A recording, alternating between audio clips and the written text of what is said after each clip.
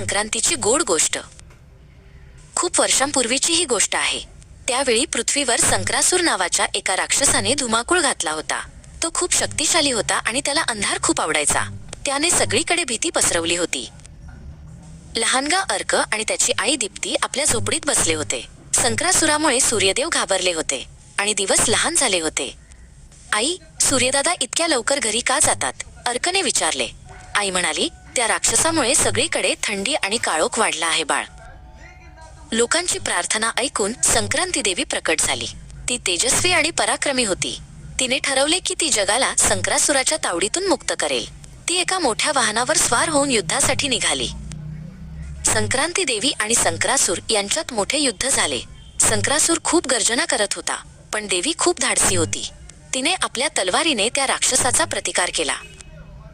शेवटी संक्रांती देवीने आपल्या शक्तीने संक्रासूर राक्षसाचा वध केला. त्याच्या मृत्यूसोबतच पृथ्वीवरचा भीतीचा अंधार नाहीसा होऊ लागला. सगळीकडे प्रकाशाचे किरण दिसू लागले. संक्रासूर संपताच आकाश स्वच्छ झाले. सूर्यदेव आपल्या 7 घोड्यांच्या रथात बसून आनंदाने मकर राशीत प्रवेश करू लागले. यालाच मकर संक्रमण म्हणतात. सूर्यदेवांनी अर्कला आकाशातून पाहिले आणि ते हसले. बघ अर्क, आजपासून माझे उत्तरायण सुरू झाले आहे. सूर्यदेव म्हणाले. आता सूर्य उत्तरेकडे प्रवास करणार होता, ज्यामुळे दिवस मोठे आणि रात्री लहान होणार होत्या. थंडी कमी झाली आणि शेतात पिके डोलू लागली. अर्कने पाहिले की लोक आनंदाने पतंग उडवत आहेत. पृथ्वी पुन्हा एकदा हिरवीगार आणि आनंदी दिसू लागली होती. आई दीप्तीने घरात तिळाचे आणि गुळाचे लाडू बनवले.